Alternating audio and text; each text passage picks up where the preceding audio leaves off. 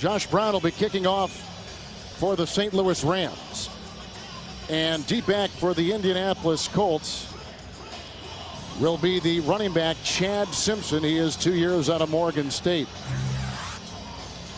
So we're in the Dome. Very familiar surroundings, too, for the Colts, who play in a covered structure in downtown Indy. Steve Spagnuolo said we wish this game was outside in the mud and the rain so he could slow down Peyton Manning and this Colts offense. But both teams are used to playing in domes, and he's going to have to rely on his defense to slow down the Colts today. And there are a ton of Colts fans inside the Dome here in St. Louis at the 23-yard line.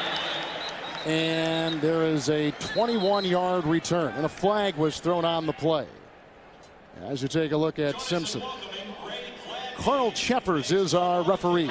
During the return, holding number 50 on the return team. 10-yard penalty, first down.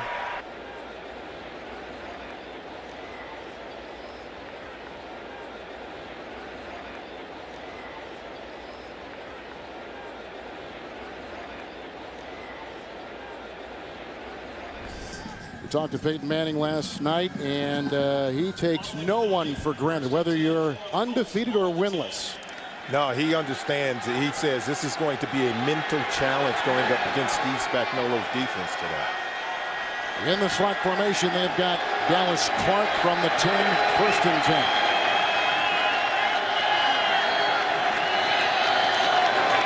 Fake to a dive. Here comes Leonard Little, and he gets it away. And a first down catch made on the near side by Wayne.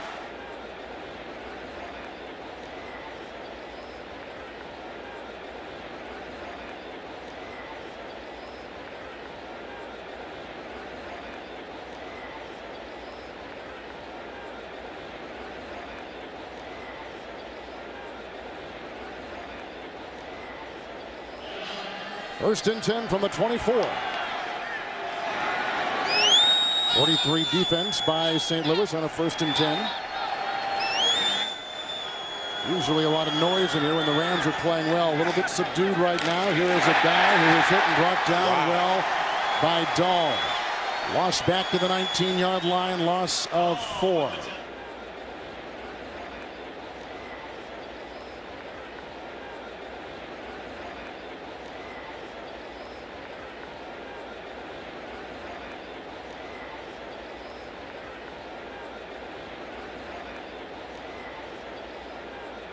It'll be second down and 15 after the loss, and they're at the 19-yard line.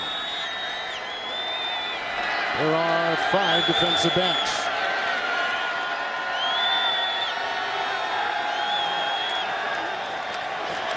Good block by Dean. Here comes Manning. That's caught.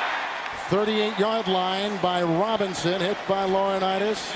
Tagway got him as well. 19-yard pickup to the 38-yard line. I think Laurinaitis is going to find out in the National Football League, even when they're covered, they're not covered. Look how close he is in coverage there. He expects to make that play in college, but Peyton Manning is going to throw it anyway. He trusts that his receivers are going to come down with the ball. Laurinaitis had perfect position in coverage, didn't find the football. Quincy Butler is the 5th defensive back. It is a first and 10 for Manning. Dean will lead the way. A block by Clark. This is a dive. There's a block downfield by Saturday. And he crosses midfield and falls across the way with Long making the stop. It's a 9-yard gain. Oh, you're talking about the stretch play. And see, they're trying to get it to the corner, and then they find the seam, one cut. And look how they ride Laurinaitis out of the hole and able to get to the second level. The Rams are doing a good job of crowding the line of scrimmage, but they're going to have to contain that ball and turn it back inside much sooner on that play. Second down and 1 on the game opening drive. And they continue with the 2 tight ends. Now 4 in the secondary, and the 3 linebackers in there for the Rams. And this is a dive. Who is hit by Dahl and then plugged up. No gain on the play. It'll be third down and about a yard, as the Colts are doing exactly what they do. So proficient, so efficient with their offense. And this is what they wanted to do. Come out, get off to a quick start. You know, you jump out to a 5-0 record in your first 5 games for Jim Caldwell. He wanted to regain the tempo and the timing that their offense still is a great advantage for Tom Moore, the offensive coordinator of the Indianapolis Colts. This is an uncommon opponent, and the Rams in the NFC not used to the speed and the tempo that the Colts give you on offense. The defensive lineman Foster is the fullback, 3rd and 1, 4 in the secondary for the Rams. A dive follows Foster and carves out a first down, and brought down on the play by James Butler. It's a gain of 2, and they'll move the chains. Yeah, talk about a little strategy for this game. How about Peyton Manning? He told us that after every single game, he writes a summary and keeps notes on the team that they played. Remember, back in week 3, they played the Arizona Cardinals. He took those notes and gave them to his brother Eli Manning. And the Giants are playing the Cardinals tonight. Well, guess what? Eli Manning, who had worked with Steve Spagnuolo when Spags was the defensive coordinator with the Giants, gave Peyton his notes on the defensive coach here today. So a lot of strategy going on in this one. 7th play of the drive, 1st and 10. Nickel secondary with a couple of tights. Here is Manning throwing to Wayne. Second catch on this drive. Got by Bartell, then is finally taken down by Dahl. All the way to the 26-yard line of the Rams, a 25-yard pickup. Ron Bartell has to make this tackle. You can't allow yards after the catch. Right there. See, this is when they say the sideline is your next defender. Now you have to use that defender by getting him out of bounds. Now watch the comeback route by Wayne. Now just push him out of bounds, and the ball's going to be dead right there. Wayne did a good job of eluding 2 defenders to create more yards after the catch. He's had receptions of 14, and right there 25 yards on this drive. Excellent playmaker. First down and 10. With the 2 tight ends, and they've got 4 in the secondary. Here is a dive, and he gets a block on the wing by the receiver Garcon, and then he is forced out of bounds by Bradley Fletcher, who is a rookie. It's a gain of 4. He's down to the 22-yard line. Well, one of the things Manning does is he tries to have as much variety with his offense as possible, getting a lot of guys involved. Oh, that he's going to do that, and obviously we talk about this being a complex offense. With Tom Moore, many of the players will tell you it's simple. The problem is that you have to learn so much, and you're going to get 2 or 3 plays called in the huddle when they actually go with the huddle. It's no huddle now, but Peyton's going to change that play at the last moment before they snap the ball. Back to the nickel. Butler is back in there. 2nd down and 6 to the slot receiver. Here is Clark. Manning incomplete. They were sending the blitz, and they were going across the way, and Pierre Garcon was the guy, and he moves deftly inside that pocket. You know, Peyton Manning said that he got those notes from Eli Manning on Steve Spagnuolo. He said it just confirmed what I already knew anyway. And but that's just one of the things. It's all in the family. They're going to share that information. But I got to believe that if the head coach of one team used to work with your brother in New York, and your brother has practiced against Spagnuolo's defense for all those years, that it would have to give Peyton at least some advantage in this ball game. 6 in the secondary. Colley has come in. 3rd and 6. They need the 16 on this game-opening drive. Good block by a dive. Manning's got time. Great catch by Wayne. Down at the 5. Right in front of Bartell. It's 1st and goal. The pickup there. 17 on this drive. Catches of 14 and 25 by Wayne. It's all about timing and tempo. See, Peyton wants to get rid of it. He hit the top of his drop. He waited for Wayne, but once Wayne cleared over the middle of the field, there he goes firing with great accuracy, putting the ball right where Reggie Wayne can get it. Now they're inside the red zone, and remember what Caldwell told us. We have to score touchdowns when we get inside the red zone. That's where they are right now. 1st and 10. Make it 1st and goal from the 6. With the die in the backfield. Colley is in the slot.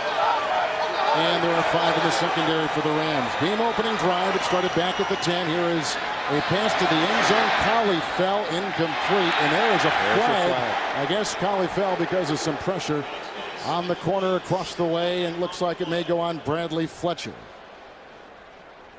Maybe there was some contact with Colley. He couldn't get off the line of scrimmage. But was that contact made within 5 yards from the line of scrimmage? There's no foul for offensive pass interference. There was no contact made. 2nd down. No contact made. Let's take a look at it. Watch on the left side of the field. There he is right there. He just fell. Didn't see anyone next to him. And this is where Peyton Manning could be a little bit better. You know, we talk about how good he is in the red zone. His completion percentage is right around 54%. In the field of play, Peyton Manning is completing well over 70% of his passes. So you can see the completion percentage coming down in this area of the football field. Colley is out. They brought in Robinson. Second goal at the 6 for Manning. Good block by Saturday. That is a touchdown caught by Reggie Wayne. And why not? Reggie Wayne was so terrific on that drive with catches of 14, 17, and 25 yards. Game-opening touchdown pass. 4-yard touchdown right there. The Colts are so smart in just about everything they do.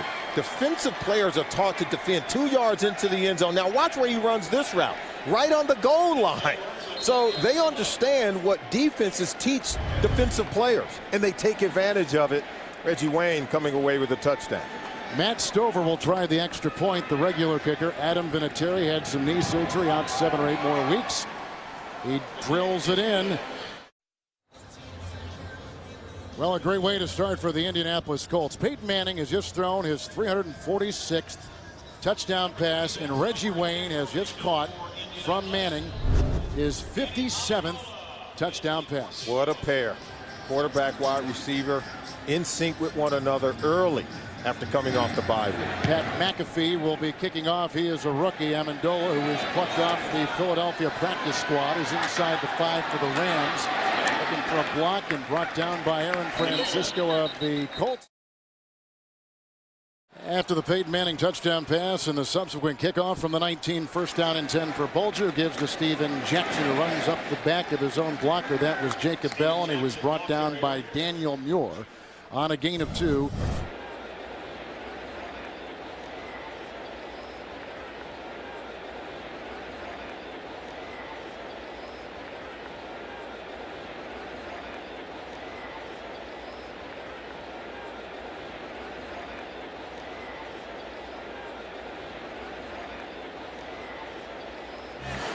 They're at the 21. Carney is the fullback. Quickly outside. Amendola. There's a block by Donnie Avery. And a tackle made on the near side by Buffet. And he picks up a first down. Catch and run to the 34.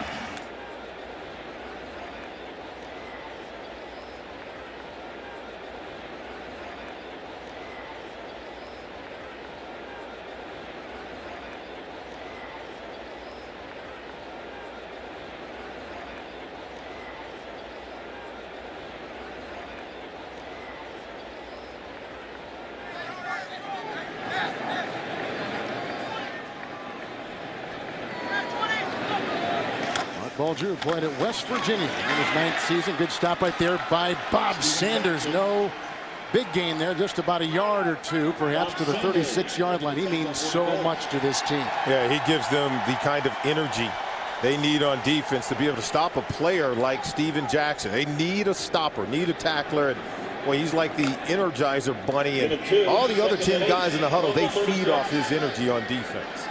There are 3 tight ends, Badgema, Fells, and on the near side, McMichael. Second down and 8. Jackson remains. Flea flicker. Here goes Bulger going deep. Oh, he's got Avery. He beats Hayden, and he tumbles ahead to the 14-yard line. What a terrific play. Avery struggling with the hip, slow to get up.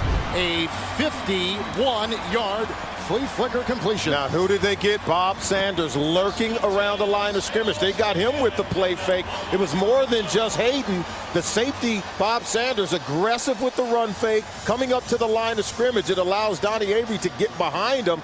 And Kelvin Hayden, of course, stayed with the play, was able to get Avery on the ground, but just a tremendous play set up by the Rams offense. Avery is out. They got the 3 wides in there. Here's a Jackson handoff, and he takes it down to about the 12-yard line, hit by Tywan Hagler on a gain of a couple yards. It was the play the Rams needed, because what did Mark Bulger told us? It's more than just our defense playing against Peyton Manning. Our offense has to come out, sustain drives. We've got to match them point for point and be able to put points on the board. He said the Colts like to jump out to a huge lead, and when you're playing from behind, you're at a huge disadvantage. Lacey is coming as a 5th defensive back. They've taken out the linebacker Hagler. Second down and 8. 3 wides. That was dropped by Tim Carter, a one-time second-round pick by the New York Giants. Didn't play last year. Got him off the streets. 3rd down. Now Carter's got to make this catch. Well thrown, and protected up front, and ball hitting right in the hands. He's got to be able to catch it. And we talked about this offense, or the Rams, playing at a huge disadvantage if you fall behind on the scoreboard. Their biggest asset is their running game with Steven Jackson. You fall behind 1 or 2 touchdowns. You can see they only scored 9 scoring drives, which is the fewest in the NFL. But you go down by a lot of points on the scoreboard. Now it takes Steven Jackson out of the game. 3rd down and 8. Fells was the slot receiver, and going in was the receiver. Going out was Bolger. They're going from Carter. Wide receiver has really been a big issue here. They didn't do much in the offseason to try to shore up some issues. They've lost some big names, and a lot of these guys are somewhat anonymous around the NFL. Torrey Holt is gone, and that means Donnie Avery. Everything falls on his shoulder. Mark Bolger told us that he is the deep threat. We saw him catch 1 ball, but the other guys have not really produced. They've yet to have a wide receiver produce 100 yards receiving in a single game this season. And Avery is still out. Here is a 30-yard field goal drive by Josh Brown, the ex-Seattle Seahawk. Indianapolis Colts rams into his own blocker, Tanny, and then is brought down on the play by Kenneth Darby. All at the 22. Peyton Manning has already thrown a touchdown pass today from the 22. There's his young left tackle, Charlie Johnson. Hugo was there last game against Tennessee, but he is now inactive today. This is the regular guy they got there at the left tackle. Pretty important position for Peyton Manning. 1st down and 10. The fake to Brown is in the game. They go to Dallas Clark, who gets a lead block from the aforementioned. So 4 passes thrown to Wayne on that first possession, caught all 4 of them, including the touchdown. Did a great job on that drive. Kyle DeVan, by the way, has come in as the right guard. He and Mike Pollock will alter per series. It is a 1st down with Brown out of UConn. Lead blocked by Charlie Johnson. Look at the great hole he opens up, and there goes Brown, the former Big East Player of the Year. What a terrific romp. The left tackle throwing a block. Tagway makes the stop. They're going to mark him at the 27, 45-yard gain. Watch the hole, watch 74. They'll seal the edge, and then he just really goes untouched behind Charlie Johnson. Just a wonderful block going off the left side between Ryan Lilja and Charlie Johnson, pulling around that left side. And Donald Brown, that's easy work. And Kevin, I think you could have taken that one to the house. I think everybody could. There's a look at Brown, who is a rookie and a 1st-round pick by this Colts team. They really like this kid, part of these young kids that Manning is working with. Very smart player, integrated into the offense, producing right away. Timeout taken and a delay of game. They have respotted the ball too. Initially he said it was a 27. They mark it at the 22. That's right. See, here we go. They had marked the ball in the wrong place. They had marked the ball at the 22 when he was actually at the 27-yard line. Then why is there a flag down? Well, I think he just wanted to stop the play, okay. But they've picked up the flag. There was, well, I guess there was a delay of game on top of that. So here's the 5 yards. But initially they marked him out at the 27, then they put him at the 22. Now they're back at the 27. It's 1st and 15. They're blocked by Dean. That is a touchdown to Dallas Clark. He beats Bartell. Manning has thrown his 2nd touchdown pass today. And they got James Butler back there as well. They had 2 guys all over Clark. We talk about NFC teams being an uncommon opponent. They're not used to this kind of play, this speed, the accuracy, the great throw and catch by Dallas Clark. When you think they're covered, Manning's going to throw it anyway. He takes a hit from Little, and Little saying, how did you complete that pass? How did he do it? It was a great fingertip catch from Dallas Clark, but the ball placement by Peyton Manning was magnificent. And Clark has caught his 34th touchdown pass from Manning. There's the extra point by Matt Stover. Very efficient work by Peyton Manning, and he goes, you know, you don't think about Dallas Clark that much because you're so blinded by the other weapons, including Manning, but Clark is as good as there is in the league at that position. In our fantasy report, we said he would put up big numbers today, right, and boy, he's proven us right. McAfee's kickoff. Amendola will take it out of the end zone for the Rams. And he was hit by Jacob Lacey, who's a rookie, and he was brought down at about the 21-yard line on a 24-yard return. Absolutely. I think they were able to lure the aggressive Bob Sanders up to the line of scrimmage with some play action fake. It was a flea flicker.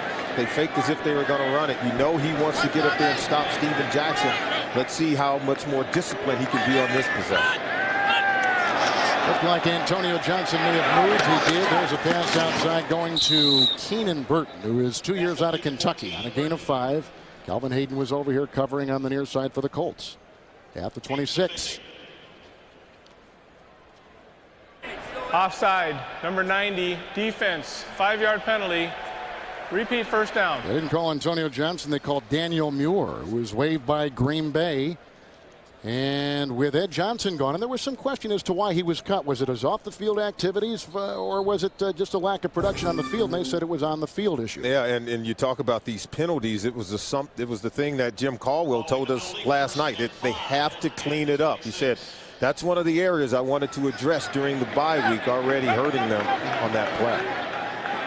Couple tight ends, including Randy McMichael, is atop your screen on 1st and 5. Steven Jackson. Here's Muir with the catch and a gain of 2 up to the 28-yard line. It's hard to think that a team that's 5-0 would have any issues, but you're right. He named a couple last night, and penalties was one of the issues. Yeah, and the ability to produce in the red zone was something. He said there were many that I could point out, but he only gave us 3. Talked about the penalties, talked about scoring inside the red zone, and then he said getting off the field on 3rd down. They were able to strike on that flea flicker on a 3rd down play, and so he wants his defense to get off the field in those situations. 2nd down and 3. Here is Jackson, who is tripped up, and then Brackett makes sure he goes down at the 30-yard line on a gain of 2. There's a look at Steven Jackson. He carries the ball so much for this team. In fact, he's got 120-some carries. The rest of the running backs a combined 15 carries. He gets a lot of touches. Jim Caldwell pointed those numbers out to us and said, so you know who we have to stop in this ball game. Steven Jackson is their leading rusher. He also is the leading receiver for the St. Louis Rams. Donnie Avery nicked up a little bit last week, and so he's putting in all the work running and catching the ball. Dawson is in on that defensive line. 3rd down and 1. Outside they go, and that's caught by Amendola. Knocked out of bounds, but a 1st down catch and run. He was hit by Calvin Hayden, who's back after an injury. Picks up 14, and that is a Rams 1st down. This is exactly what Jim Caldwell was talking about. 3rd down situation, got to be able to get off the field. You see Amendola gets outside of the contain man, Calvin Hayden. He's got to be wide as the widest, is what we say on defense. And when you're not out there, he's going to catch it and turn up to create yards. And so you see the Rams converting another 3rd down opportunity. By the way, Donnie Avery is back out on this series. Top your screen. He was injured the last time. He caught at 44-yard line, 1st and 10. Here comes Muir. There goes the pass. There's a drop by the fullback, Kearney.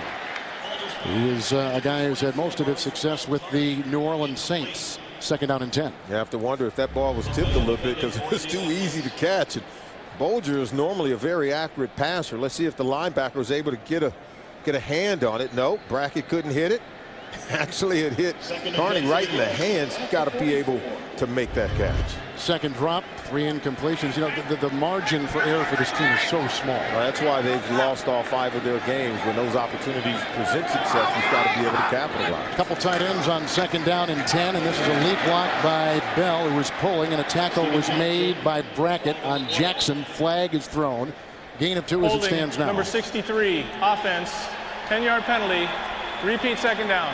There's Jacob Bell, the former Tennessee Titan, joined the Rams prior to last season. Boy, there was a lot of praise from the Colts about the interior of this offensive line. Caldwell said that this is the best interior offensive line that we've seen. There's Bell. You could see him hold right there, but he complimented the center, Jason Brown, and both guards, Richie Incognito and Jacob Bell. They are a load. There are 3 big guys in the middle who have to anchor this offensive line for Steve Spagnuolo, but you can see penalties have hurt the Rams all season long. Lacey comes in as an extra defensive back for the Colts. They got 5 back there, 2nd and 20. They need the 46 of Indianapolis.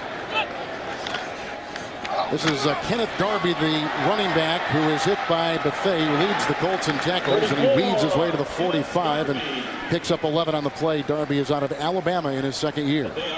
The Rams are doing a really good job sustaining drives. We already saw Peyton Manning make quick work on that last possession, scoring with about 1:28. Real quick, bam, bam, down the field. But Spags knows that they've got to keep Peyton Manning standing on the sideline, and they've got to be able to move the ball. More importantly, these long possessions, they've got to yield touchdowns. They've got to get points on the board. The athletic training staff is looking at Steven Jackson on the near sideline. Thus, Sam Congato and Darby are in 3rd and 9. And this goes to Darby. Another drop pass. 3 drops, 4 incompletions. He drops this, and he still would have been shy of a 1st down. They had to get to the 46. That was dropped at about the 49, and they got a punt for the first time today. Yeah, but you got to be able to make a play for your quarterback. Bolger says, you know, we do have some young guys, and we are struggling to try to get this offense to where we want to be. He said, but we're just not there yet. I don't have the guys that I once had here in St. Louis. Donnie Jones will punt, and deep back will be T.J. Rushing. Jones has a terrific throws and a great net. Last year averaged over 50 yards a punt. Second time that's ever happened in the history of the NFL. Great hang time here. And fair caught wave was sent. It was saved by Roach. It was picked up by Silva. He downs the ball at the 2 on a nice hit by Paris Lennon with a hang time of over 5.9. They aim for 4.5. First down and 10 from the 4 for Manning. In the backfield is a dive. Look at the great block on the near side by Lilja and others. They were going for Wayne. The coverage by James Butler at about the 22-yard line. Starting the second quarter, second down and 10. There was an incompletion ending the first quarter to Reggie Wayne. Pollock is back in as the right guard. Ayu is on the defensive line for the St. Louis Rams. There was a block by Johnson. There was a drop pass intended for Clark. They pick it up, but Atagwe will stop in mid-motion. That was ruled incomplete. They really whacked Clark, who caught a touchdown pass earlier in this game. Yeah, he has this ball caught, and watch 37. James Butler comes in and dislodges the ball as he throws himself into Dallas Clark, separating Clark from the ball. Keep your quarterback clean. Good things tend to happen. You know, the Indianapolis Colts have had 3 possessions all season long start inside their 10-yard line. Twice they have gone to score a touchdown on that possession. So they're used to being backed up, but they're also used to producing. 5 in the secondary, third down and 10. They're blocked by Johnson. That was deflected, I think, and it was caught by Wayne shy of the first down. He's up to the 13-yard line. Gain of 8.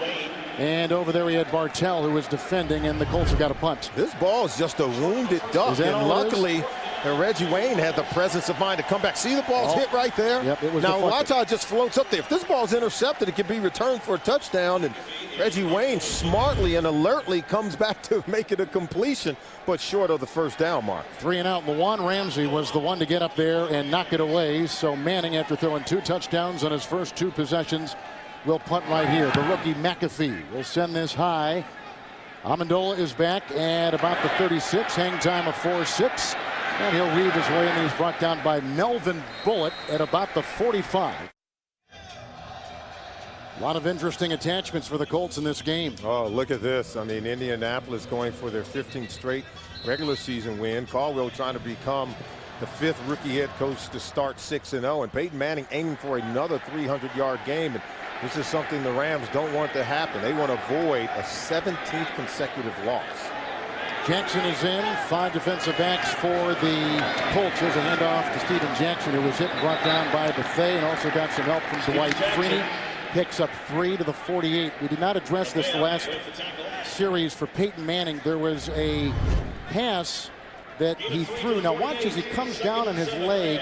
For whatever reason, it was was it his left or his right? Look, his right there. A couple weeks ago against Tennessee, he was hit in the left knee, but appeared to have no issue with that. And in practice this week, no issue at all. So his knees have been hit. And you see those numbers? No issue at all. No. The way he continues to produce. So far, so good. Second down and 7 to go.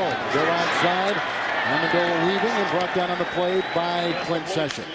He's up near the 50, a gain of 2 on the play. They had, 619 total offensive yards last week in the snow in Foxborough against Tennessee. Scored on 9 consecutive possessions. That's like the Madden video. It is, you're right. Regardless of the year, third down and 6, 5 in the secondary. They go inside. Freeney.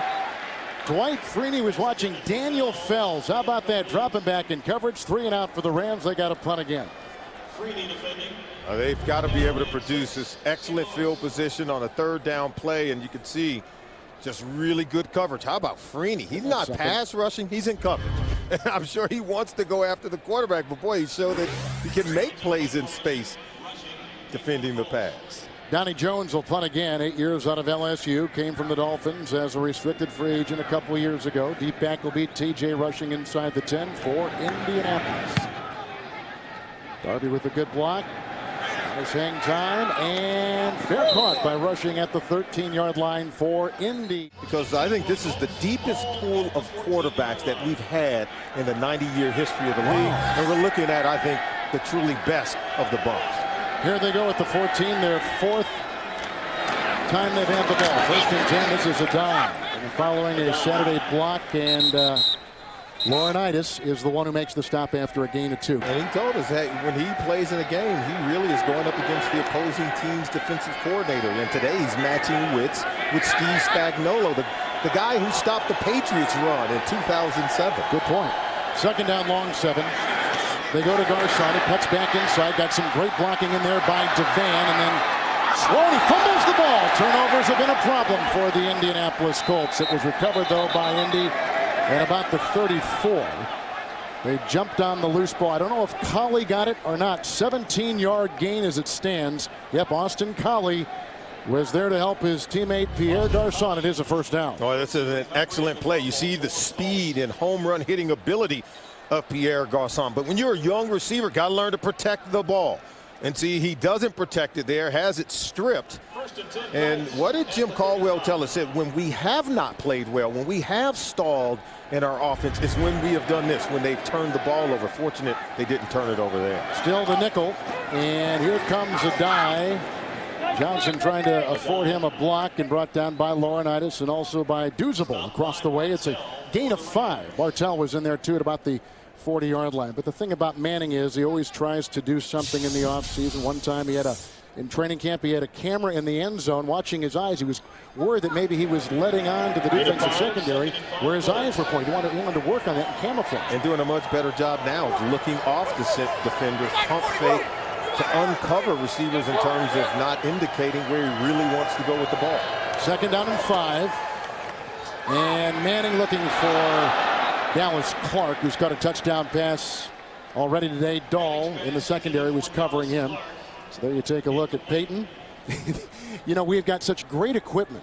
CBS, all the networks do. Sometimes you can hear maybe a little bit too much, at least in Peyton's view.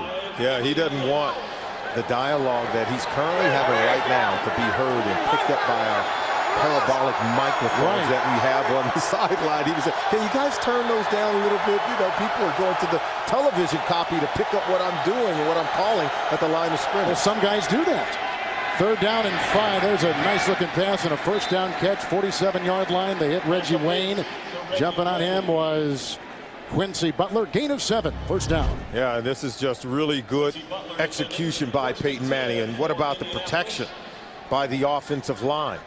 And so you could see just coming right underneath after Austin Collie cleared out. Wayne comes underneath, is able to make that catch. You talk about the protection. He hasn't been sacked in 14 quarters. Wow, that'll keep you healthy. It will. Only twice all season. 47 first and 10. It's a die.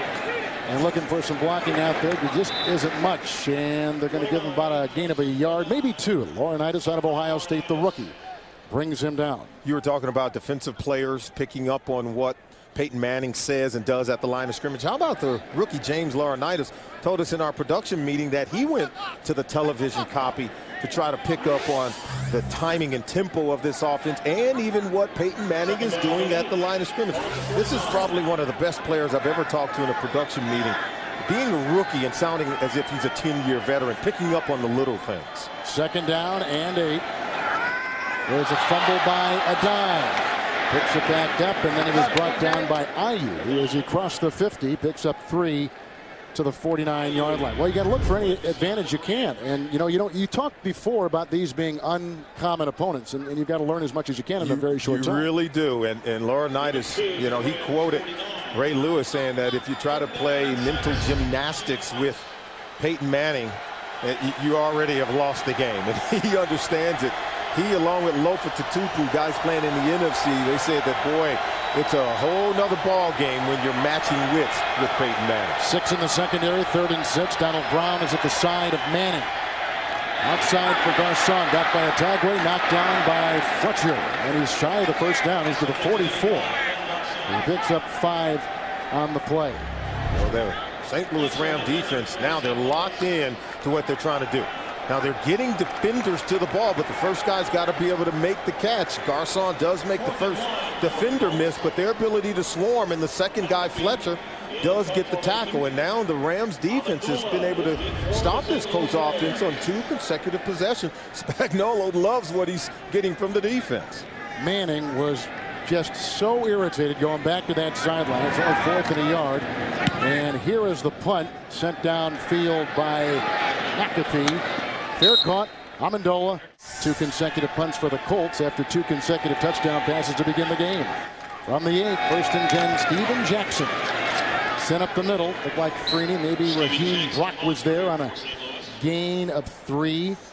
As our 2 quarterbacks of note so far in this game. There's your comparison there. Obviously, Peyton Manning getting off to a fast start coming off the bye, and Mark Bolger simply doesn't have the same weapons that Peyton Manning is surrounded by. And, you know, Mark Bolger is certainly capable of making plays. There's a guy that he's gone to Pro Bowls. He's played in the postseason. He's one of those quarterbacks I put on my list as a guy who you can win with. A tight end on 2nd and 7.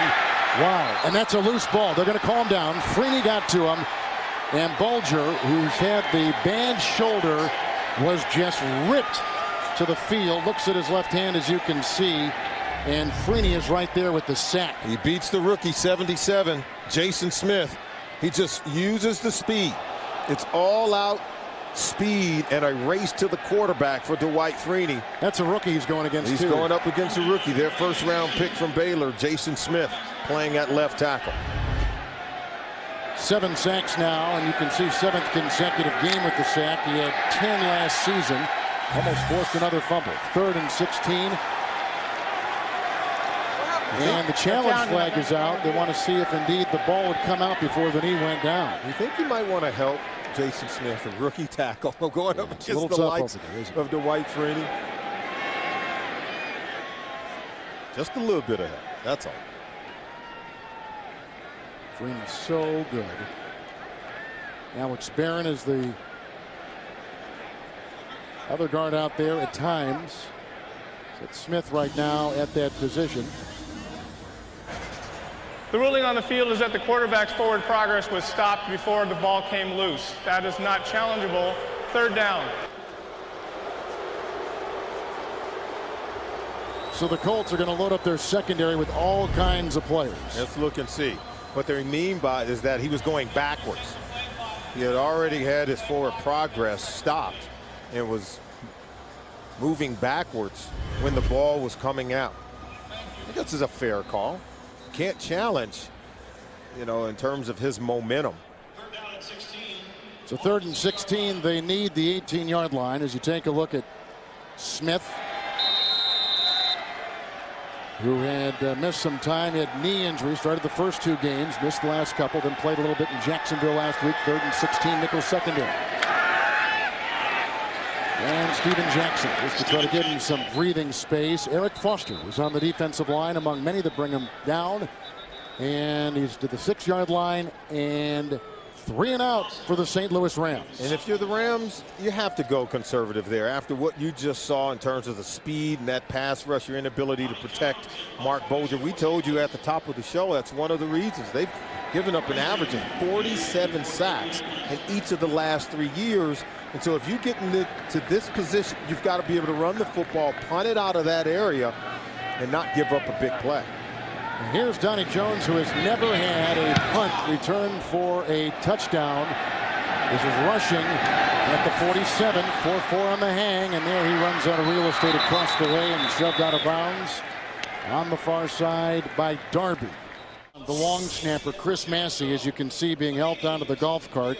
The backup is the tight end, Billy Badgema. You can see the special teams guys for the Colts going over to say hello to him and wish him the best. And let's see the hit. He got crushed pretty good right there. Was that Tammy that came and got him for the Colts? I think it might have been. Jacob Tammy. Yeah, I didn't get the license plate on that truck because he nor did Massey. It was like a bolt of lightning, and Massey never saw it coming. There are a lot of injuries on these special teams. These guys are moving with such velocity, such speed downfield. Yeah, and the competition committee did make some changes. Obviously, it's still football, and you're going to be subject to getting hit because people are coming from different angles at high velocities in terms of the rate of speed. So you can't totally make everyone immune from injury. Right guard is Pollock. Again, we rotate with him and DeVan throughout every game. In the backfield is Brown. First down and 10.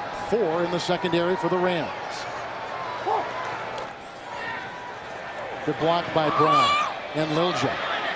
Incomplete.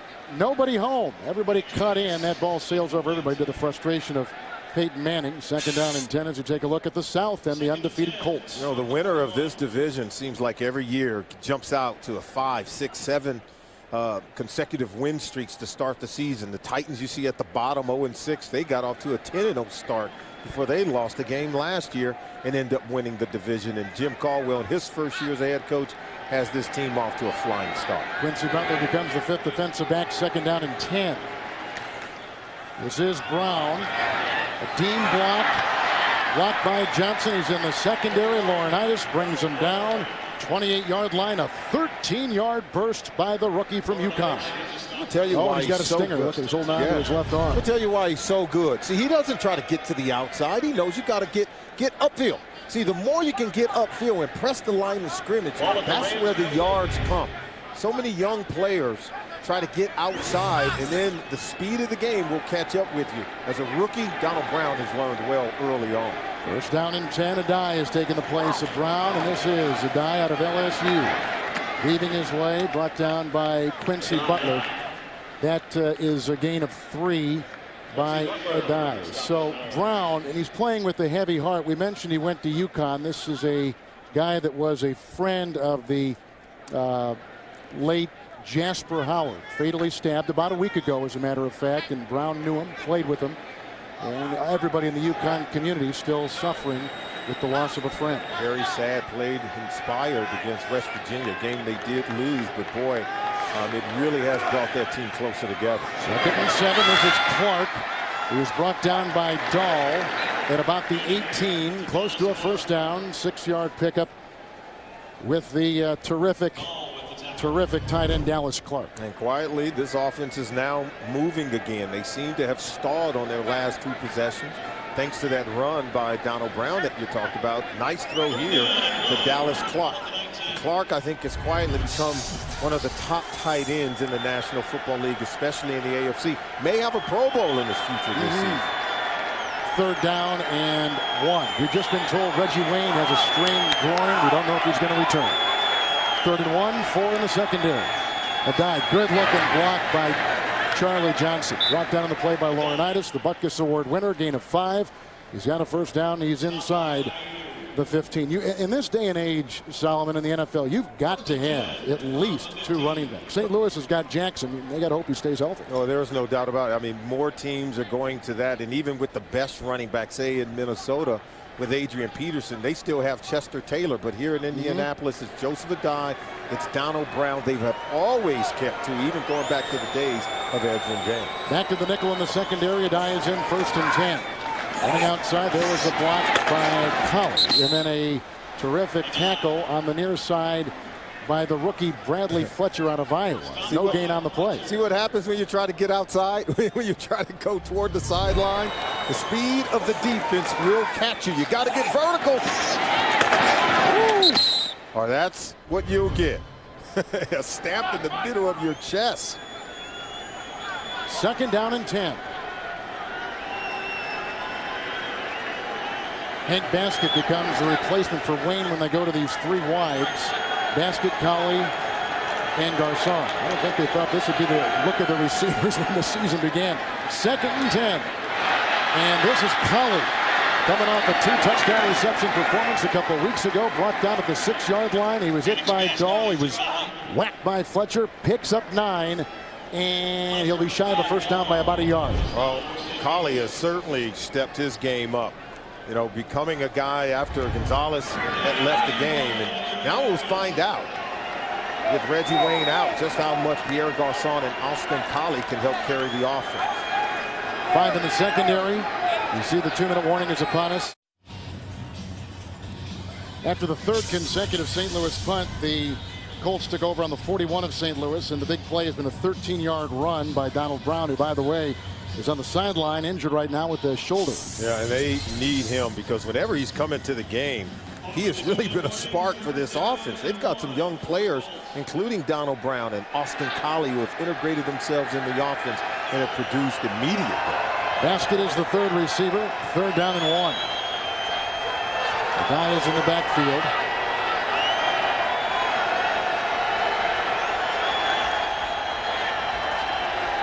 A dive, a block by Pollock, and that is an easy touchdown for Joseph Adai, his 4th rushing touchdown of the season. Jeff Saturday, Mike Pollock, Ryan Dean right on this right side. That's where the seams are, and that is too easy. They were able to cut off James Laurinaitis and able to get a hole over on the right side of that line. He went in untouched, and rarely do you see that happen in the National Football League. Extra point now by Matt Stover. All those years in Cleveland and Baltimore. 1:57 to play in the second. Perhaps the most efficient offense in the National Football League. First 2 possessions, they got a couple of touchdown passes, and there Joseph Adai rushed it in from 6 yards away. You can see what he did on that drive, taking the place on a drive that was designed for Donald Brown, but he's got a strained shoulder, they tell us. He may not return the rest of the game. Pretty good looking drive, huh? A very good looking drive, and Colts doing it a little bit unconventional. 5 run plays, 3 pass plays. Well, they're the 29th rushing team in the league. They want to try to bolster that a little bit as the season goes on. That drive would help. Right, Amendola will take it the other way. Got by Wheeler, then was snuffed by Jamie Silva. 28-yard return. Silva. The Rams now have to get something going, Kevin. They've got to keep Peyton Manning over there next to his offensive player sitting on the bench, where you can see he's been perfect. Look at that in the second quarter, 14 of 14 against Tennessee in that last game. Bullet, Lacey out there as extra defensive backs. Here's a run on 1st and 10 by Steven Jackson, then tripped up after a gain of 9 on the play. Looked like the secondary brought him down. Bullet was there. Smartly getting the ball in the hands of their best weapon on offense, Steven Jackson. Allow him to fuel the offense and move him around in different positions. Second one, Goldberg with the block on Mathis. They come to the near side. That was caught by Keenan Burton. He worked on Lacey, picks up 5, stops the clock, 43-yard line. Already saw Burton drop 1 pass today thrown to him by Mark Bolger. That catch was much better, attacking the ball. And so Bolger's going to need the guys on offense to start catching the ball. One thing they like to do, they like to move Steven Jackson out in space. So many teams are giving him an 8-man front. In order to get the ball in his hands, you might have to line him up at X or at Z at that wide receiver position to get the ball in his hands in space. And he takes a lot of space. Sure does. He's a big guy, isn't he? 1st down and 10. Goldberg with the block, and that is caught. Once again, it is Keenan Burton hit by Brackett, knocked down by Buffet. As you take a look at some of the numbers, time of possession is interesting. Yeah, the Rams got to keep the ball much longer than that. You can't give Peyton Manning the ball the majority of the time. 5 in the secondary, 1st and 10. This is Jackson, and then they devour him with the tackle by Raheem Brock, who sometimes plays up, sometimes in a 3-point stance. Gain of 4, down to the 41. Yeah, and right now they're getting Steven Jackson lined up, and both teams so far in this game have thrown it more than they passed. You say it's a passing league, but you cannot get away from Steven Jackson. Nickel secondary, 2nd down, short 6. Here comes the rush. He runs into his own blocker. Then Mathis has got him. And also Foster, Eric Foster, who has been terrific. Bulger's played for 9 years. You get sacked that many times, you feel like you played 19 years. Oh, man, like a human pinata. He's taking his lumps. 3rd down and 10. They need the 35. Nickel secondary. The receivers deployed. There is a hold by the left tackle. Was not called. There was a kind of a shot put pass, and down again goes Bulger, and holding on to his right arm this time. He was whacked pretty good on the play. Watch the hold on Frenier by Barron. Alex Barron. They got a new left tackle in. Yeah, Alex Barron replacing the rookie Jason Smith. Not doing much of a better job. Had to hold Freeney as he was in the middle of that spin move. Freeney's already got a sack today. 2 registered by the Colts defense. very fast defense. Yeah, very fast to the ball. They swarm. That's how they play. They're a little bit undersized, so speed is really the strength of this Colts defense. Here's T.J. Rushing, who didn't play last year because of a knee, retrieving the Donnie Jones punt. He's going to wave and get the fair catch at the 11. Flag is down. 33-yard punt. Flag was thrown about the 19-yard line. Look at Donnie Jones. We told you before, one of only 2 punters to average 50 yards or more in a season. Holding number 43 of the return team. Half the distance to the goal. First down, Indianapolis. Sammy Ball was the other one that was over 50. And he was going to go down to a knee here. Okay. Eat it up. Manning with touchdown passes of 4 and 27 yards. And a 6-yard touchdown run by Adai. But there were a couple of injuries of note. Reggie Wayne, strained groin, may not return. Donald Brown, strained shoulder, may not return.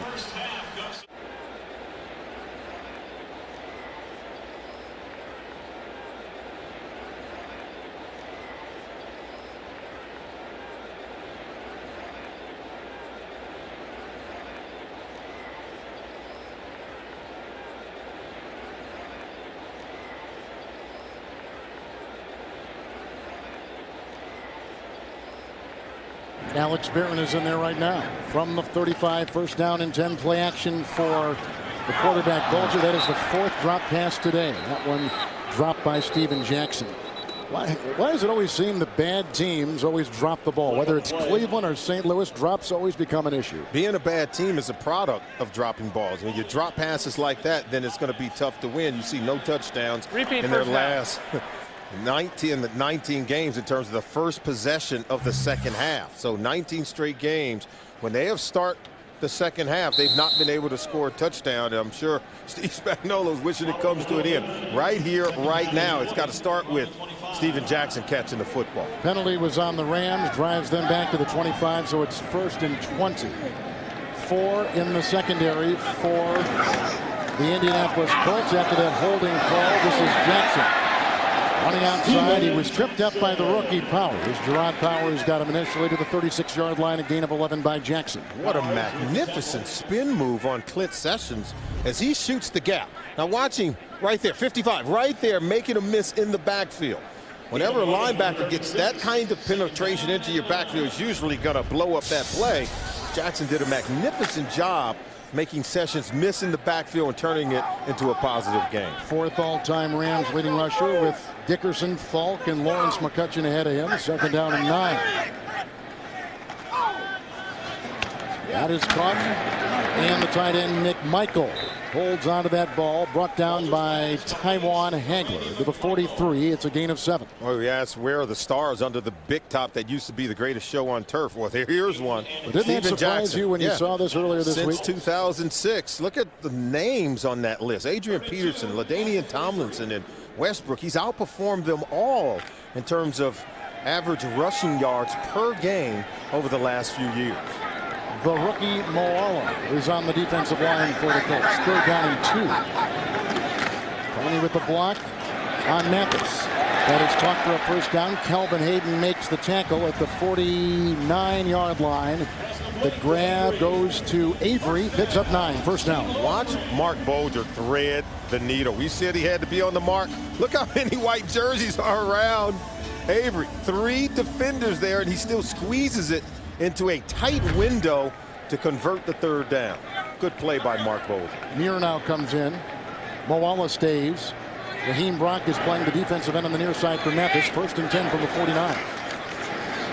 Jackson held by Daniel Muir down near the 45 and picks up 4 on the play. Well, this guy has had probably the biggest impact on this team. He's the 1st-round pick out of Oregon State, and he's a player that really they can hang their hat on a rebuilding project. And I loved it when we talked to him on Friday. He says, you know, I didn't come here to lose, but what motivates me is the fact that I follow a tremendous legacy of running backs who've played here. We talked about Eric Dickerson and Marshall Falk and other guys like Lawrence McCutcheon. Boy, some real good ones here in the history of this team. Freeney thought somebody moved. Was he induced across the line? It is false start Rams.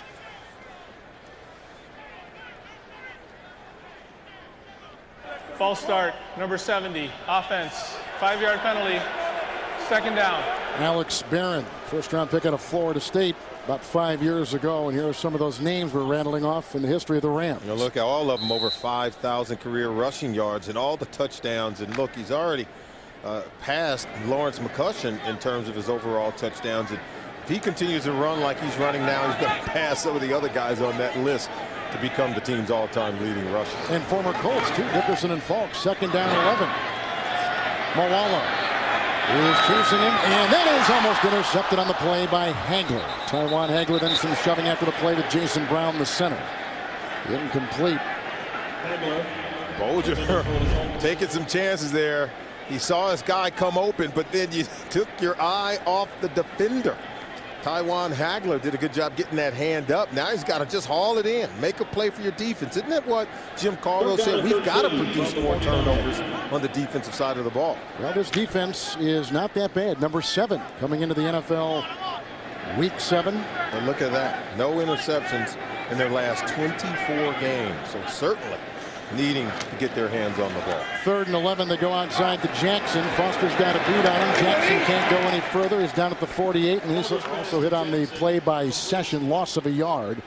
And they got a punt. The Rams got a punt for a 5th consecutive possession. Oh, Foster just made a tremendous play as a defensive lineman. He showed some athletic ability, getting out on the perimeter, staying with Jackson where he sensed it was going to be some kind of screen play, and he just aborted his pass rush and went and got the ball.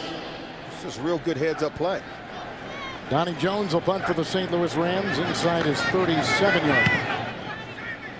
Rushing will rush over and let the ball bounce, and it's going to be well placed. We're going to down this inside the 5. At the 2. Good news for Colts fans. You see 87 there to the left. That's Reggie Wayne. He is back in there. We were told he was questionable, but he's back in. Colts 3rd start inside their 10 today. Ajayi is in the backfield. Brown is still out. A couple tight ends. One of them's got it. Robinson, who is tackled across the way by Paris Lemon, the ex-Lion, ex-Packer. 12-yard line, close to a first down, about a gain of 10 on the play. And you just saw the numbers in terms of how successful this offense is at scoring on their first possession in the 2nd half since 2005. 32 touchdowns, scoring 45% of the time. The next closest team only scores 20% of the time on their first possession in the 2nd half. So a very competitive football team in Indianapolis. 1st and 10. 2 tight ends, Joseph Adon. Clifton Ryan among a couple over there to make the stop, and that is a gain of 2, and he's out to the 13. They made a trade, did the Rams, this week, trading a starting linebacker, Witherspoon, to Philadelphia. Yeah, Will Witherspoon, and now it leaves Laurinaitis, the rookie, really as the leader of that linebacking core. He calls all the defensive plays, just as a rookie, already understanding how to get his team lined up. And when you lose a player like Witherspoon, I think it takes a mentor away from Laurinaitis, but he's such a smart football player. That's a complex defense. Absolutely. Their coach Spagnuolo, he's going to put in some complicated things, and Laurinaitis has been able to digest every bit of it. 2nd and 8, a little bit low to Colley, and the coverage on the play by Butler, by Quincy Butler. Look at Colley. Talk about Indianapolis wanting to score on every possession. The ball thrown at the feet of Austin Collie. But their coach, Jim Caldwell, said, we don't ease into anything. We jump right in. They worked in the bye week. The #1 offense going against the #1 defense. That's how competitive he wanted all their drills. DeVan playing that right guard. It's 3rd down and 8. There are 5 in the secondary remaining for the St. Louis Rams. A guy at the side of Manning. Outside for Colley. Grabbed. Shy of the first down, hit on the play by IU off the defensive line. It's a gain of 3. Mark him at the 17. The Colts will have to punt. You know, when Colley caught this ball, he looked up, found the first down marker. But look at the speed of the defense at the NFL level. These guys are bigger than Colley and was able to run him down. He thought he was going to get there, but the speed of the Rams defense was able to save the day. Amendola is back for the St. Louis Rams. Joined this team in mid-season. High snap, pulled down cleanly by McAfee. Very little hang time, but you can see the great rush down there by Rusher. Peyton Manning, he's #1 in completion percentage, 9.6 6.1 yards per pass attempt, as well as quarterback rating. So he's #1 with a bullet in a lot of different areas. Jackson on 1st and 10. Good looking block by McMichael. And finally brought down by the defensive lineman Muir. He's got a first down, pickup of 12. He's down to the 48. Did we say that he had sweet feet? Yeah, he's a big guy, and we said he had a wicked stiff arm. But look at the sweet feet. Hopping over guys and able to just drag people. This is what the Colts really feared, is his ability to create yards after contact, where he is the best in the NFL. Rock in place of Mathers as the defensive end left side. 1st and 10 with tight ends out there for Jackson. Good block by Goldberg. Good block by Brown. Tackle made by Buffet. So he just had a 12-yard run. He rattles about 11 off right there. He's got another first down to the 37 of Indianapolis. I love the fact that despite the score, Pat Shurmur, the offensive coordinator of the Rams, not getting away from Steven Jackson. Look at that hole. Look at that hole. I mean, that was just as pretty as it gets. And then his ability to create yards after the contact, coming right at you. Would you want to be Antoine Bethea right there, number 41, with him having just a full run coming right at you? Jackson, I've been in that position. Yeah, I know you have. What'd you used to do? Well, I did exactly what Antoine Bethea did. Hold on and pray. 1st and 10, Jackson, the number 4 rusher in the NFL. Carney with the block. There's a block by Barron. Look at him corkscrew into the grasp of Kelvin Hayden. Another run of double digits. 13-yard pickup. He's down to the 24 of the Colts. One consecutive run play after another. He told us, I have to be able to sustain drives. Put it on me. We have to win the time of possession. And then the blocking up front on the right side, Jason Brown, Richie Incognito. And then they've just able to get, of course, Steven Jackson to the second level. Now he's going to come out and take a break. And you can see he's already increased his yards production in the second half beyond what he did in the first half. 1st and 10, Marola is back in there, and there is a tackle by Mathis, who just checked back in, loss of a yard, back to the 25. Samcon Gatto trying to come in and spell Steven Jackson, number 35. Not able to really get it done there. You can see the penetration. How about the play by Mathis getting into the backfield, holding on and making a tackle. Jackson with runs of 11, 12, and 13 yards on this drive. 2nd down and 11. Samcon Gatto, formerly of Green Bay and Houston. And he spells the tight end in motion. Here they come through. There's no place to go here. Daniel Muir was the first one through, then Session. There was just no breathing space, a loss of 10 back to the 35.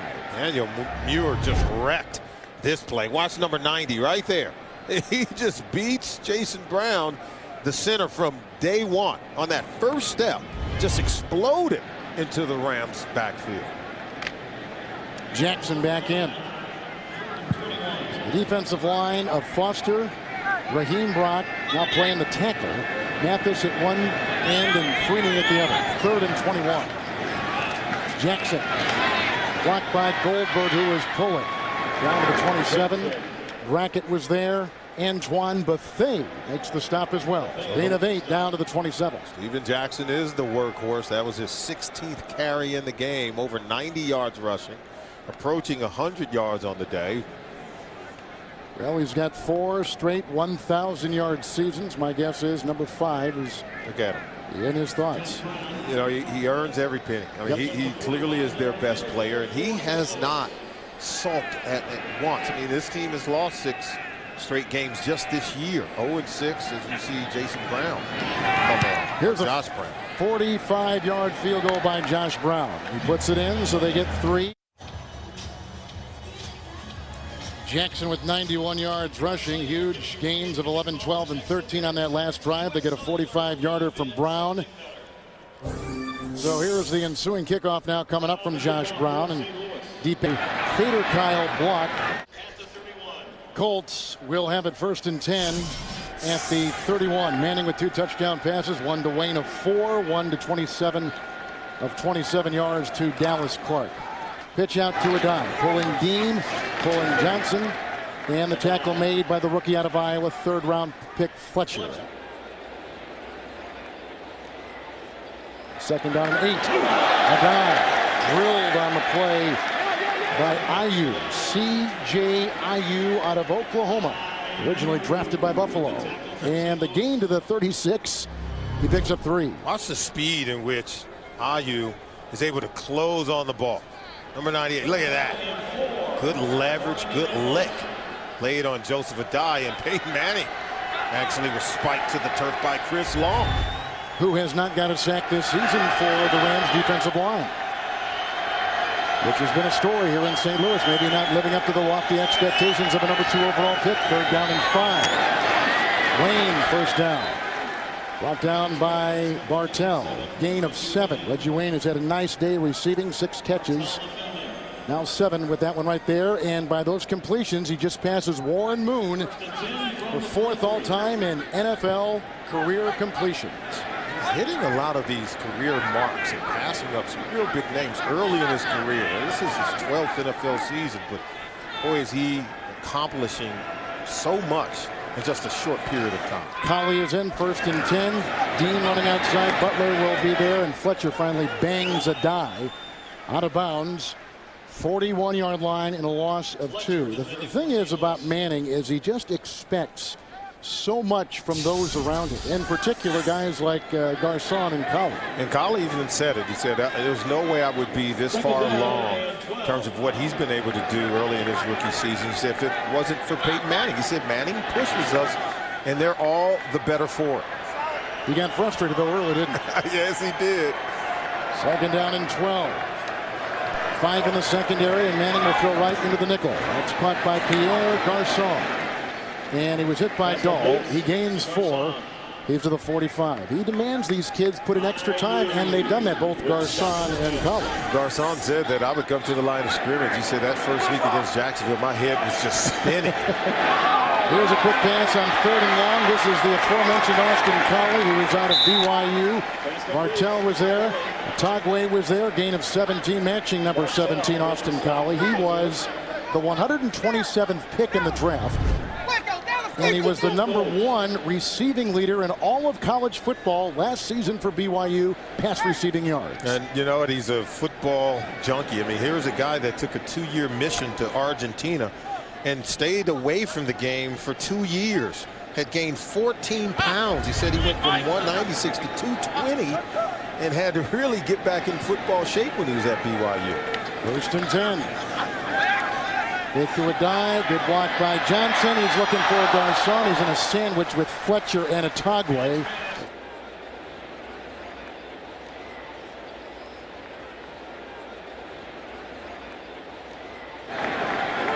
Second down and 10.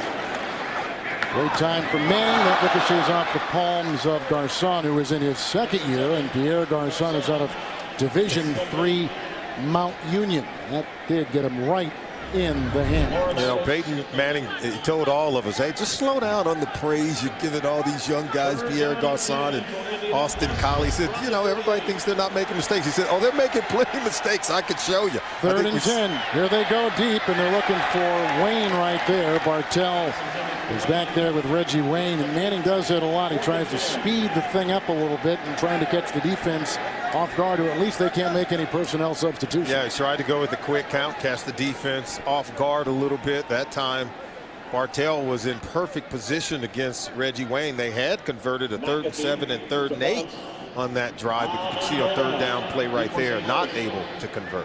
9 plays and punt. And this will be Pat McAfee, all-time leading scorer in the history of West Virginia football. And it will be fair caught by Amendola. Look at our tote board, number of plays per half so far. Here comes St. Louis from their 10 after the 2nd consecutive punt by the Indianapolis Colts. Here in the 2nd half, 1st and 10. Running in the backfield with Jackson. Probably the lead block. Good block too by Jacob Bell, and it's a run by Jackson. He's brought down by Melvin Bullitt. Out to the 23, pick up a 14 This Jackson well over 100 yards now on the day, 105 and 17 carries. This is what they have to continue to do. This is why they're winning time of possession now in the second half, is that they're sticking the ball in the belly of Steven Jackson. They're providing holes up front on the offensive line. He's getting to the second level of the defense. And right now, he's forcing the defense for the Colts to earn their money. Sanders is out, by the way. Bullet is in. Here comes a 1st and 10 pass. That's intercepted and picked off on the near side by the rookie Jacob Lacey, a rookie free agent out of Oklahoma State. There's a flag thrown, 35-yard return. Maybe excessive celebration with the throw into the end zone. What a play by Jacob Lacey, a 3-year starter at Oklahoma State. His first career interception is good for a touchdown return. We say pressure leads to picks. They've been getting pressure on Bolger all day long, and so he has to throw it out on the flanks. Number 27. And so you can see that the wide receiver and Bolger were not in sync. Lacey was able to break on it. And so the receiver has to be able to break at the same time when the ball is released from Bolger's hand. Lacey saw the ball coming, the receivers did not. Lacey started against Tennessee a couple weeks ago. And the interesting story on Jacob Lacey, he beat out Dante Hughes, who was a 3rd-round pick a couple years ago. And this kid is a rookie free agent out of Stillwater with Oklahoma State. Jacob Lacey, his first career interception, good for a touchdown. Now watch and see. This is where the receiver has to be able to break. See, he had his back to the ball. He didn't come back to the ball. And so that's why the ball was able to be picked off. Burton was not in sync with Bolger on that play. He allowed Lacey to get right in front of him, and see the hit on the quarterback right there. Antonio Johnson levels the quarterback. You know, they gave him a penalty flag for the excessive celebration. You know, that was a bad call. I mean, I know that the league dictates something, but that was a simple slide, and he throws the ball away. I mean, was it really that bad? It was a celebration, but it wasn't excessive, at least not in my mind. And we see this in college, too, that these guys try to put the pressure on these teams not to do that. Look at this. The offense has scored 5 touchdowns this season, but they've allowed 4. So they're +7. Like, that's a net 1. Yeah, yeah, +7 points, or 6 points, I guess, for the touchdown. Well, yeah, it's like, you know, you score 5 touchdowns and you give up another 4, then basically you're negating any productivity that you have had. And I think Bolger understands where he's at with this group of wide receivers. They're very young. They really don't possess a lot of playmakers on the perimeter of this offense, and so it's going to take some time for those guys to get in sync. With the penalty, he was back, and here's the kickoff at the 12 for Amendola. And he follows a Carney block, and he is out to the 37-yard line. Hit by Tammy, number 84, and also Keontae Dawson was in there on the stop. A 25-yard return. Okay, you see the interception here by Lacey. Let's see if he gives us maybe a little too much in the end zone. I'm not so sure if this is too much. Well, let me ask you, what'd he do? What'd he do? Well, what's the difference with the guy? What's the difference with the guy if he leaps and does a somersault into the end zone, as we see him so often do, or just fly in, leave their feet? To me, that's no different than what that kid did just right there. Typically, excessive celebration means that you've used some kind of prop or you went beyond a natural act. I thought that was a very good. Here's a 1st and 10, and Jackson. He was hit initially by Brackett, and then he stays on his feet. It takes Muir and Taiwan Hagler to bring him down, close to a 10-yard gain and a 1st down at the 48-yard line. We now have Jackson over 100 yards rushing in this game. 17 carries, $105, and most of it have come with him getting yards after the contact. He's just dragging Colt defenders. You saw keeping the ball in his belly, good things happen. Throw the ball on the perimeter, bad things happen for the Colts on offense. And 114 yards now at that last run. Again, Sanders is out. They were going to put him on a pitch count or a play count today. They told us that. Jackson again. Nice block by Bell, the left guard. And then he's brought down by Bullock. 14-yard gain. This guy is amazing. On a winless team, they've lost 16 consecutive games, and this guy is playing like it's the last game he's ever going to be in. Gatto is in right now. Amendola is on the move. Bolger, here they go, the pocket crumbling, little shuffle pass off of the tight end, McDaniel, and he was drilled in the play by Kelvin Hayden. It's a gain of 2, and he's down to the 37-yard line. Yeah, he thought he was going somewhere on that play, but boy, on that hit, McMichael came to a complete stop. Listen up. That's like running into a brick wall.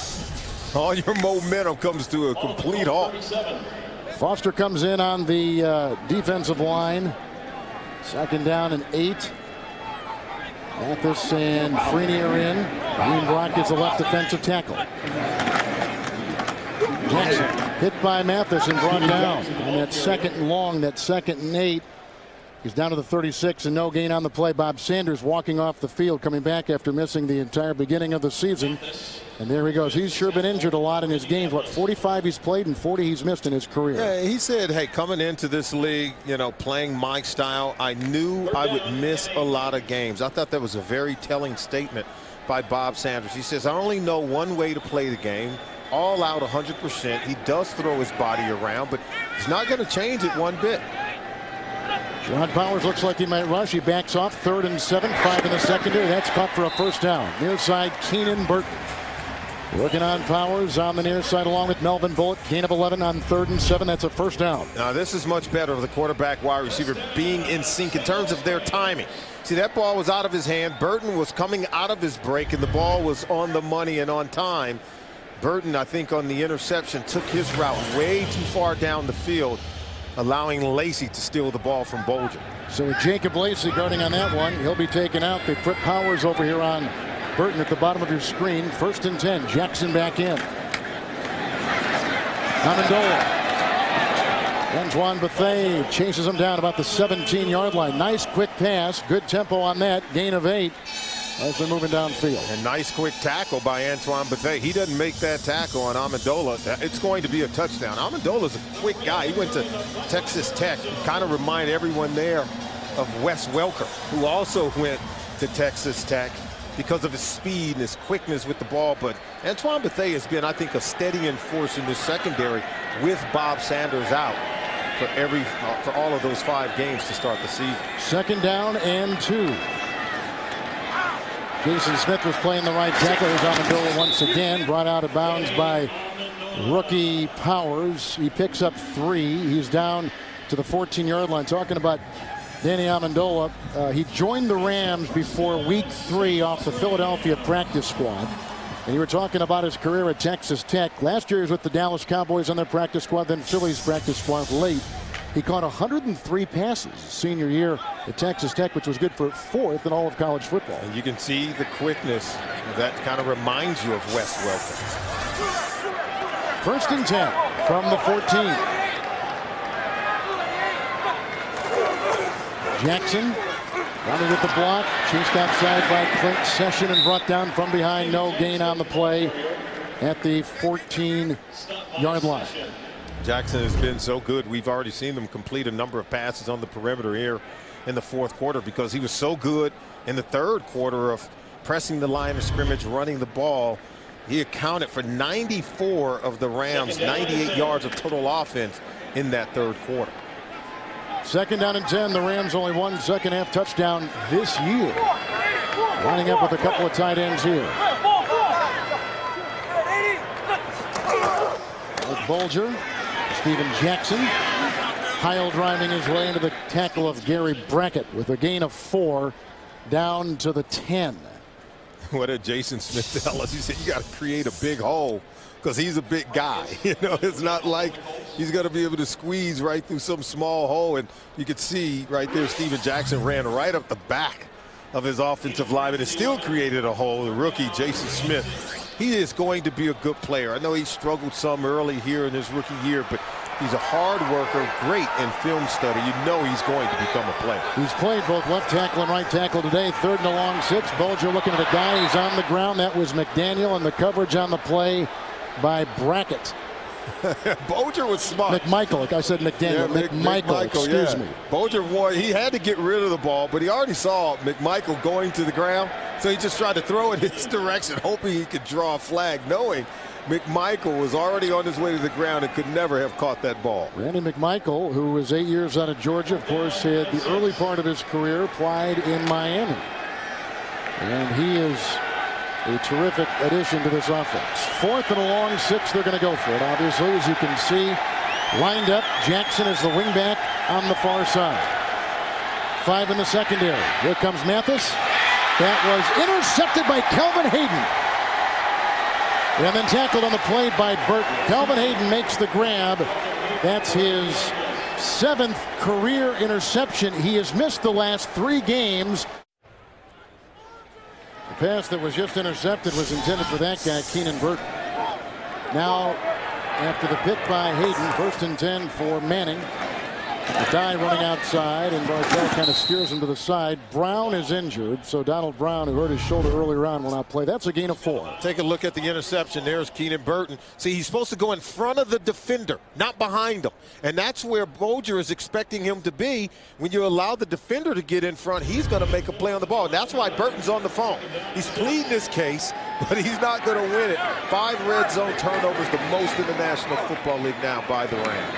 2nd down and 6. Dan is in there as that guard, and there's a pass outside for Robinson, who was belted out of bounds by Larry Grant, along with Fletcher Grant making his first NFL start today. And that's why Peyton Manning is such a taskmaster when it comes to having his receivers do the right thing. So much of playing quarterback in the NFL is about anticipation. You've got to trust your receivers are going to be in the right spot and throw the ball early before they get there. When they make mistakes, the ball ends up in the hands of the defender. That's the difference from what Mark Bolger is working with as opposed to what Peyton Manning is working with. So after a gain of 9, it is a 1st down near the 20-yard line, and Joseph Adai. There's a block by Robinson. There's a block by Lilja. And the tackle made by Atagwe. 11-yard pickup. That is a 1st down. Absolutely. And what Bolger's dealing with, you know, it's a lot of young receivers. And so there are sometimes when interceptions are made, you think it's always the quarterback's fault. And sometimes you have to put it on the wide receiver. Chad Simpson in the backfield. And he gets the call here from Manning on 1st and 10 before he is hit on the far side by Butler. That is James Butler. It's a gain of a yard. James Butler came as a free agent from the New York Giants. Steve Spagnuolo thought it would help institute his defense carried over from the Giants by putting the guy who was familiar with it in the secondary. He's made some plays today. He's been able to break up some passes, and he's been in the right position for the most part today. 2nd and 9. Laurinaitis made the hit. Gain of 1 as it stands. You see the flag symbol. It's been thrown on the field. As we continue to decipher what's going on. You know, you look. Defense 12 men. On the defense, 5-yard penalty. Repeat 2nd down. Manning has been the quarterback for the Colts since 1998. So they've had 1 quarterback since 98. The Rams have gone through 12 different quarterbacks, including Bolger and Kyle Bowler, who they got as a free agent from Baltimore. And Manning has started every single game in 12 years. This is his 12th NFL season. Since he came into the league, he has started every single game. Just amazing. 182nd consecutive start today. 2nd down and 3 on the 39. Adai is back in. That is a catch by Hank Baskett. His first catch as a Colt, picks up 5 and slides to about the 43-yard line. The ex-Philadelphia Eagle, who was signed in the middle of September. Baskett is a guy that he can make some plays for you. You know, he's a guy I think is a tremendous addition. He was picked up after week 1 when Anthony Gonzalez was injured. He had 6 starts a season ago for Philadelphia. Special teams demon. 1st and 10 from the 44.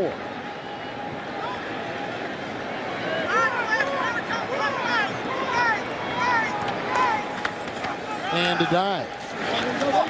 There's a good block by Robinson.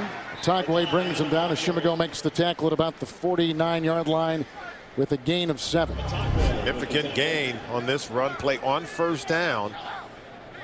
You could see the offensive line. This is the area of their football team where they feel like they can improve the most, averaging 78 rushing yards per game, ranked 29th in the National Football League. And the 5 guys up front blocking, they take it seriously. They're almost kind of tired of talking about it. Why is the running game struggling? Even Peyton Manning said it's not to his liking, not just him. Manning, by the way, with 227 passing yards. He's had 5 consecutive games with 300 or more.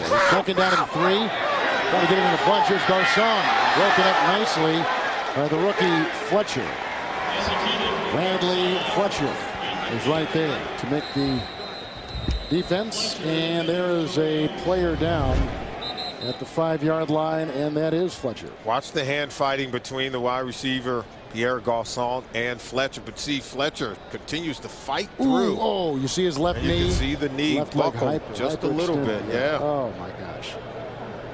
So 6:36 to play as they take a look at the left knee of their 3rd-round pick rookie out of Iowa, Bradley Fletcher. And they take off Bradley Fletcher. We'll try to get an update on him. Taking his place now, Jonathan Wade on the near side. 3rd down and 3. Here's a dive. Trying to cut the corner. Atogwe was right there with the stop. He's got the 1st down. 45-yard line, picks up 3 yards on the play. Let's revisit that play. Good sign to see Bradley Fletcher walking. Watch the left knee right here. See that? Wow. I'm not watching. Well, that's just bending in a way that it's not meant to bend. And the fact that he could put weight on it and walk to this point, it's an encouraging sign. Manning was over on the sideline as you see them continuing to work on Fletcher. Manning was over on the sideline arguing the spot of the ball. We thought he'd gone down at the 45, but they must have seen him go out of bounds, and he's short by a length. Manning would love to go for it, and they are.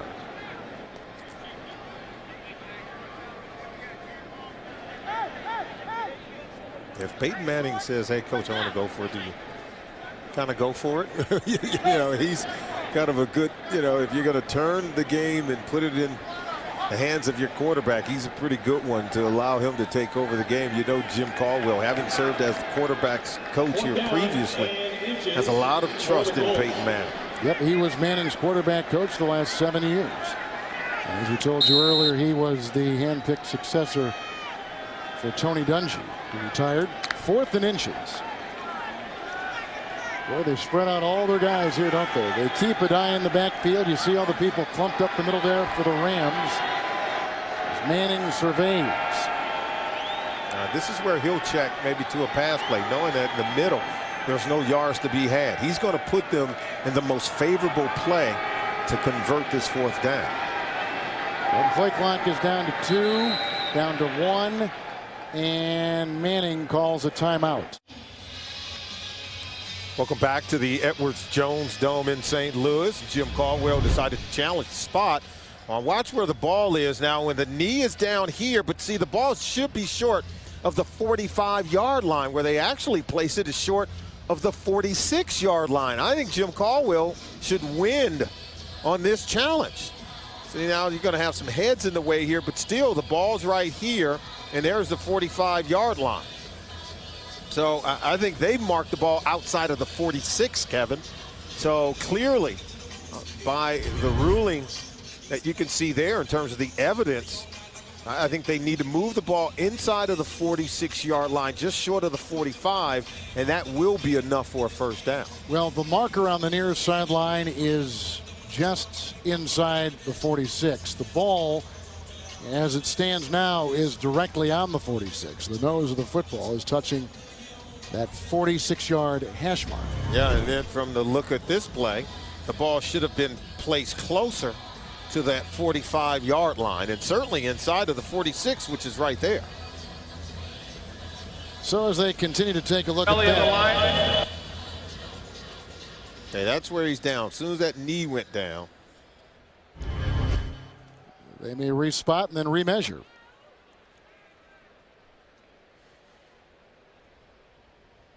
After review, the ball will be respotted to the middle of the line, and we will remeasure. And they're still going to be short.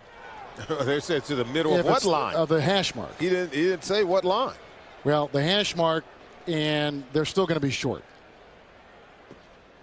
Look at Jim Caldwell, who's coached with the likes of Joe Paterno at Penn State, Tony Dungy with the Buccaneers, and of course with the Indianapolis Colts. And getting a chance to being NFL head coach. We've got 2 first-year NFL head coaches here. Steve Spagnuolo, who was right there beyond that number 4. And we're still going to. Oh, they gave it to him. Yeah. Well, then the marker on the sideline was wrong. I thought if they would place the ball inside of the 46 and the nose of that ball You're right. inside the 46, that it would be a first down. Well, where the ball is placed right now is wrong by about the length of a football. Look where it is now, because it had just crossed that hash mark. So they've given him another half yard. I mean, like it really doesn't matter. I mean, well, verbally he said that they were placing the ball in the middle of the line. He didn't tell us what line, but we're assuming it was the 46-yard line. Can you believe we're sitting here discussing this in a game that's 28-6? All we want is some consistency. That's right. You're right. You're right. If you're going to do it, you might as well do it right. They're going to leave Chad Simpson in the game. You just saw Dye taking a breather on the sideline. Again, Manning, who's had 5 consecutive 300-yard passing games at 227 right now. First down at the 45, officially the 45. And Simpson, Clark with the block, and torn down by Clifton Ryan just inside the 45-yard line. Second down and 9. The Colts have come in having won 14 consecutive regular season games dating back to last year. As you take a look at Tom Moore, who they thought they were going to lose, along with Howard Mudd with a pension snafu. Both were considering leaving full-time. Then they rectified that. Now they're back as the senior at that position. Yes, senior offensive coordinator. Senior consultant, that's right. And it's really smart in terms of how they were able to bring them back and maintain some continuity. And that's why you have the kind of winning streak that the Indianapolis Colts are on. Take a look at some of the most successful or consecutive regular season win streaks, where the Patriots sit on top with 21 straight wins. Right now, where the Indianapolis Colts, in terms of what they're doing, I think just tremendous, high productive football team. Simpson gained 3 on that last play. That second down play, now it's 3rd down and 6. The ball is at the 41. Baskett is a receiver at the top of your screen. Payton finds Garcon, breaks a tackle with Dahl. There's a flag. Jonathan Wade comes in and makes the stop among many. Gain of 7 as it stands right now at the 34, and a first down if it calls. Pass interference, number 85, offense, 10-yard penalty, repeat 3rd down. We're talking before how Manning has worked with these receivers. This kid was on the team last year, mainly as a special teams player, was Pierre Garcon, and one of the guys that he really credits with his entry into the NFL is the now no longer Colt Marvin Harrison. He said, Marvin Harrison really took me under his wing and showed me the ropes, and I'll be forever indebted to how he guided me as a rookie. Yeah, you go to a school as small as Mount Union, and then you come to the National Football League. You have to have someone, a veteran player, who's going to shepherd you and teach you and show you the tricks of the trade. And when you can learn from Marvin Harrison, that would expedite your growth, wouldn't it? Yes, it would. You surprised, by the way, that he hasn't been not signed by this team in particular, but any team in the league? Oh, not really. I mean, let's face it, I think he had lost a step. And obviously, you play one system for a long time. 3rd and 16 for Garcon, and he dropped the ball. There's a flag at the 6. Double teamed by Wade and Itagwe.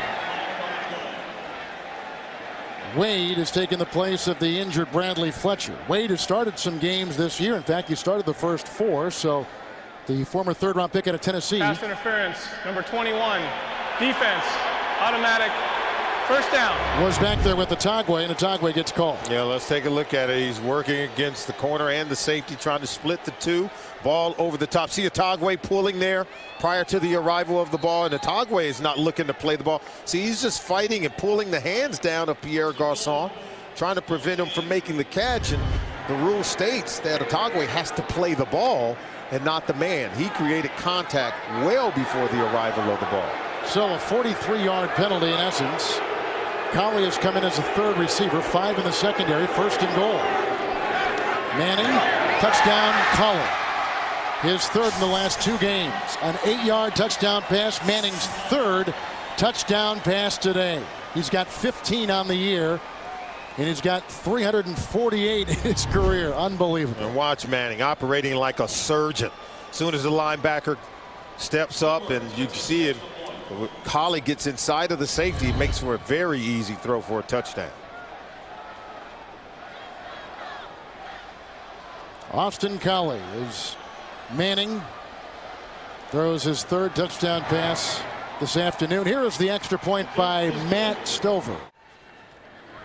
So the Colts are playing their fourth road game in the last 6. Have just got another touchdown pass from Manning. His third. He's hit Wayne. He's hit Clark. He's hit Collie. Dye at a touchdown run. Ensuing kickoff. Amendola at the 2-yard line for the St. Louis Rams. Moved here in 1995 from California. And brought down on the play by Tammy. It's a 22-yard return. You see the 235. That was a costly penalty that was called in the secondary of the Rams, a 43-yard penalty. Yeah, he's trying to become only the third quarterback in NFL history to have 6 consecutive games with over 300 yards passing. And on those 2 pass interference calls, one on Garcon erased a 10-yard completion, and then the pass interference called on Otagwe. That would have been for 43 yards had Garcon caught the ball. And so you're talking about an additional 53 yards and giving 288 at this point. I need an advocate here to figure out what you just said. I'm going to tell you, though. You think he's a smart kid. Don't you think he knows? I know. Manning, by the way, has got a 1st and 10 with Bulger. And here's the other star of the game, Steven Jackson, who's brought down by Daniel Muir and tumbles to the 24. Picks up 3. Danny Amendola was the one who returned that kickoff. There was a player injured. One who just finished that was IU, and he walked off the field. As you take a look at Jackson, he hobbles getting up. 2nd down and 7. There is Antoine Bethea. He is a little bit lame. Jackson is going to come off, and Sam Gatto, make it Kenneth Darby, will come in and take his place. And there's a pass. Daniel Fells with the tight ends gets that 31-yard line. Picks up 7 on the play. Just finishing up Manning. He now has gone 17 quarters and 163 pass attempts without being sacked. He's only been sacked twice all season long in 6 games. Not bad. So you gave me a couple of numbers. I understood all that. I know you. Well, you're a smart guy. You went to Colorado. Here's a long pass, and it's incomplete. With the pass intended for Keenan Burton. And Jerron Powers was covering. Bulger on 4th and 1. That is dropped incomplete. They were going for Donnie Avery, and that will do it. You and I saw Pittsburgh last week, and Woodley, who has been kind of having a so-so season after that incredible playoff run last year where they played the 3 playoff games. He had 2 sacks in each game, finally kind of getting into his rhythm right now on defense for the Steelers. I think that's how that entire team in Pittsburgh playing. You rather play them now because you certainly don't want to play them later. They're gaining momentum every single week. Here's Jim Sorge. He's going to finish things up for the Colts. The 6th-year quarterback out of the University of Wisconsin. A handoff goes to Simpson. There's a block by Foster. Laurinaitis is chasing. Look at him fly down the sideline. How about that? Chad Simpson has just scored his first career touchdown. 31-yard burst by number 35. Now, this is what you hate to see if you're Steve Spagnuolo. Your defense is fighting, and then at the end of the game, you allow one to get out the back door. Simpson just races around the sideline to get this one in the end zone to give the Colts more points on the scoreboard. Chad Simpson was the MEAC Player of the Year. He began on the practice squad in 08, then became a reserve running back last year and kickoff return man. There's the extra point by Matt Stover. And everybody getting in the act. The only bad news today is that Donald Brown was injured earlier in the game with a strained shoulder.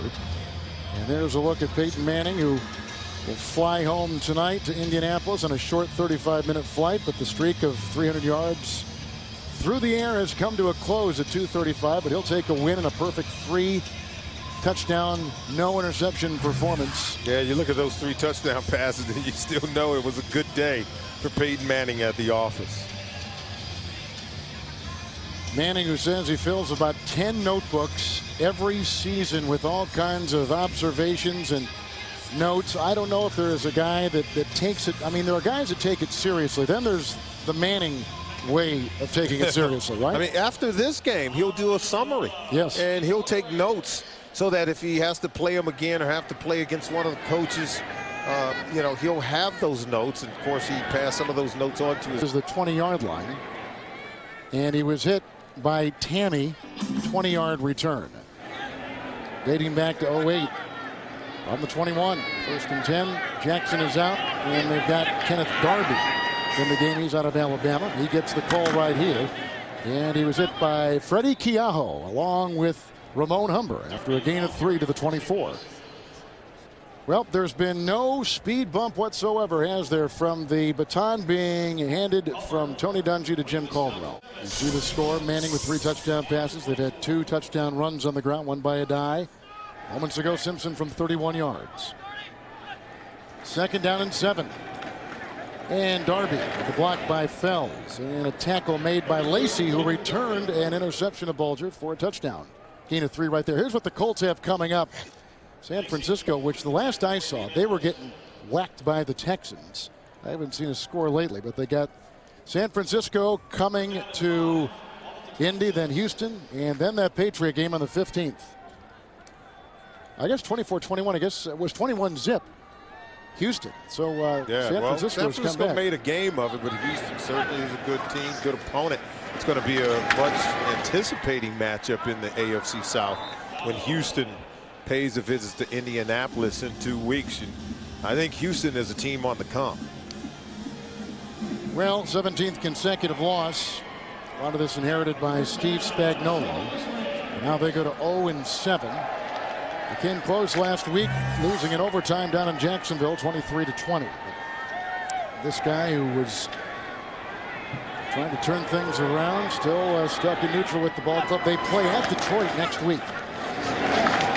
Dawson couldn't bring him down, and Philip Wheeler comes in and jumps on Sam Congatto, who was studying to be a doctor when the NFL called. He's up to the 34-yard line, picking up a couple yards. Steve Spagnuolo learned under the late Jim Johnson at Philadelphia, carried those methods to the Giants, took them along with Tom Coughlin to a Super Bowls.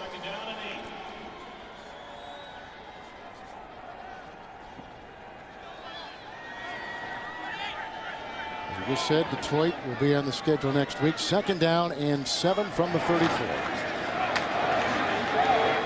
And again, the snuff led by Humber and led by Jamie Silva. That should do it. Sam Congatto thrown for a loss